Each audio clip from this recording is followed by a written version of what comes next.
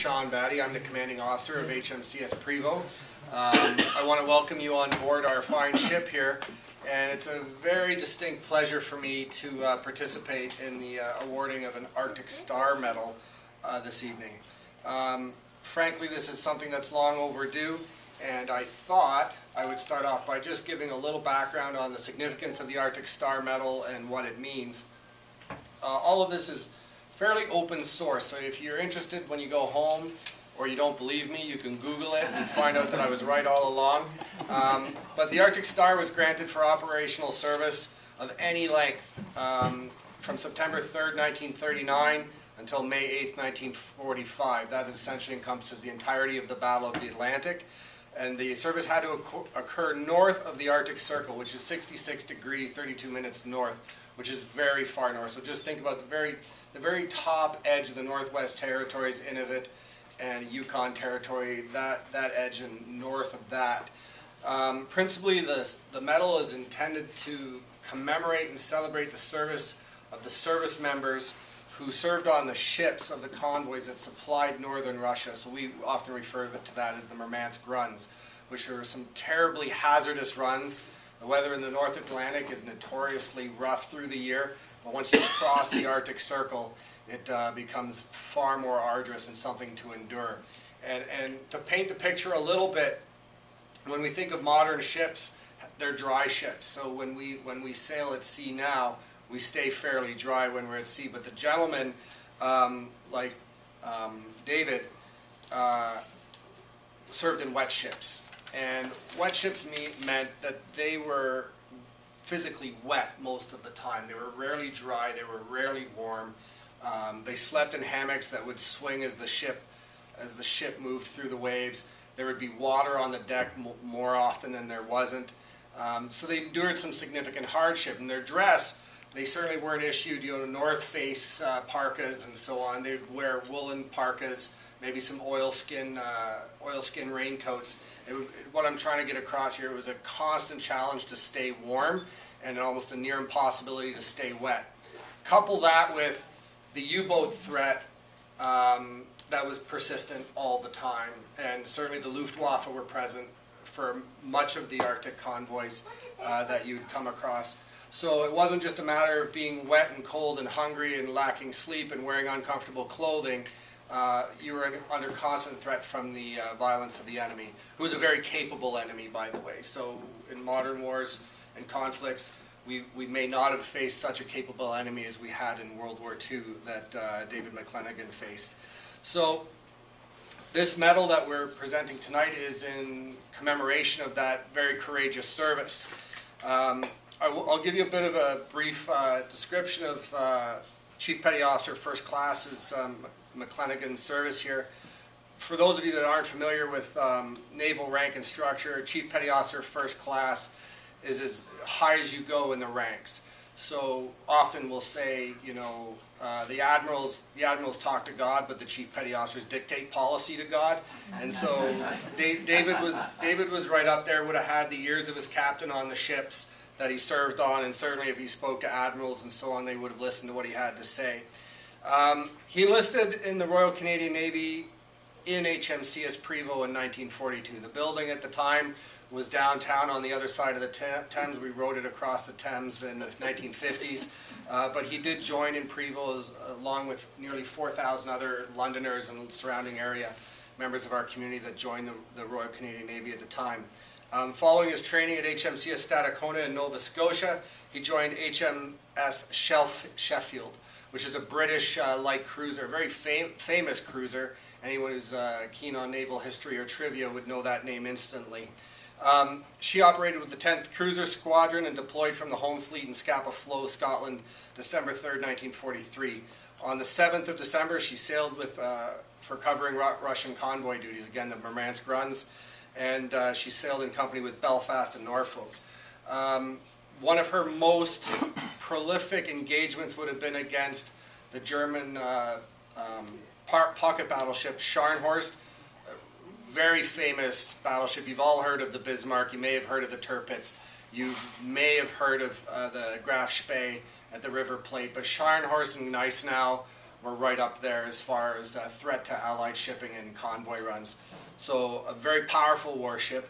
And David found himself on board the Sheffield when they were engaging the Scharnhorst, which was subsequently engaged by the British battleship HMS Duke of York and the remaining ships of the 10th Cruiser Squadron.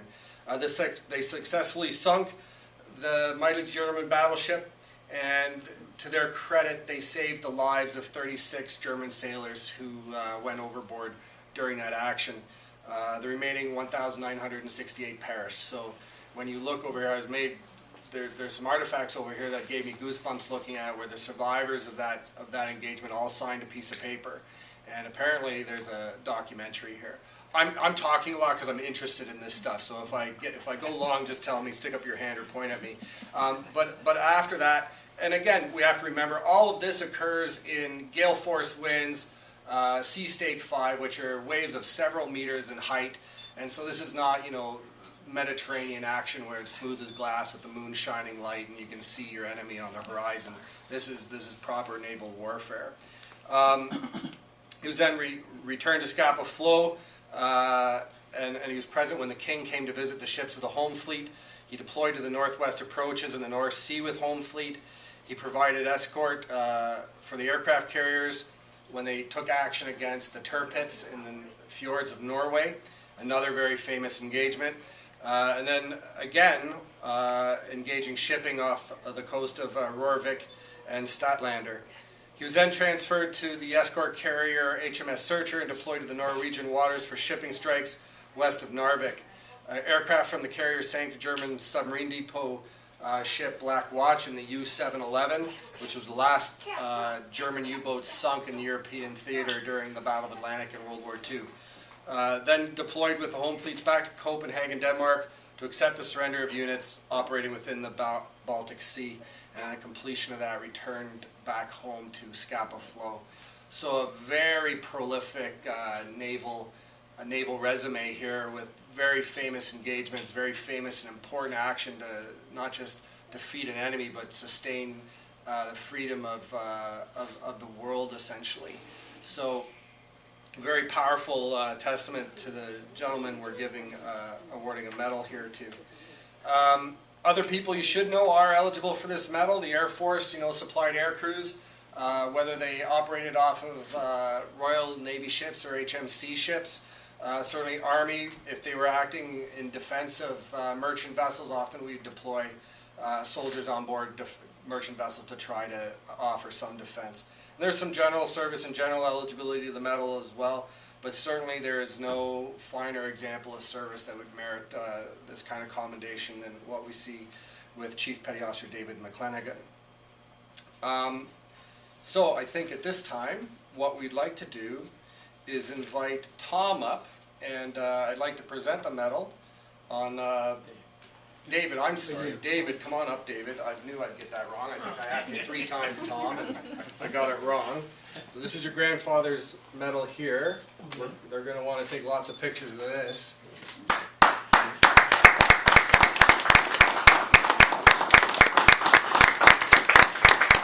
going to get the sailors come around and take one more here. Okay.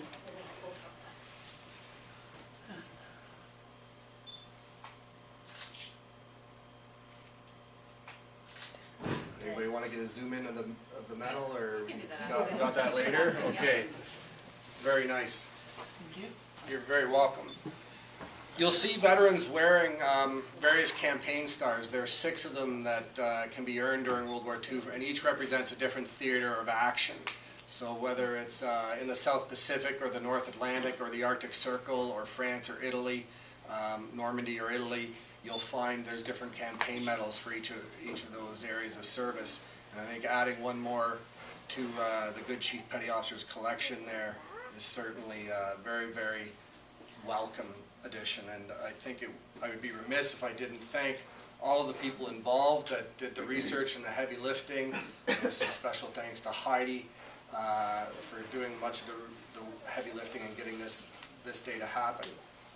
Something a little self-serving, if you can excuse me for a second. I think I'm also very pleased to say that this is a very, very good time to presenting an Arctic Star Medal, because yesterday one of our ships, our current ships, HMCS Nanaimo, serving in the Arctic Circle, did something that no Canadian warship has ever done before, and actually sailed the coastline of all three of our northernmost territories for the first time in history. So it's very apropos. We're awarding an Arctic Star the day after one of our ships for the first time has completed a sovereignty patrol in an area where no ship has ever gone before.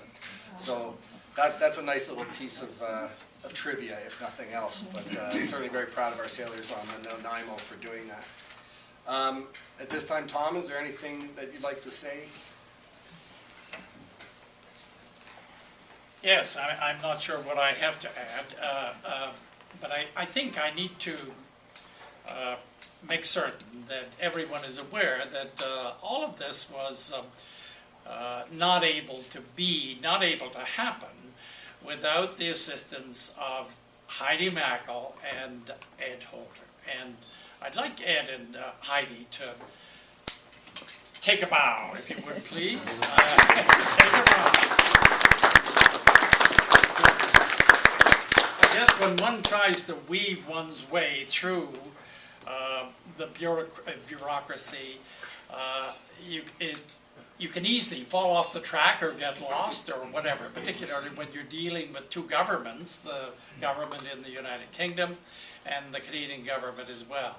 So clearly those two individuals played a part, and I'm very, very pleased to recognize them. Thanks so much for making this happen, and hopefully some of you, and I know, are more adept at the computer than I am, but a couple of nights ago I was able to find on YouTube some absolutely fascinating videos, and I would recommend them to you. The one that surprised me the most was one that was made in Germany, in which some of the people who appear on that list that my father brought home actually speak. They're speaking in German, but it's translated for you below. And they're describing what happened to them once they were in the water. It's an absolutely moving tribute. Not just to our side, but their side as well. And what a lot of people don't realize, there's usually two enemies for sailors, one of which is the sea itself. Thank you.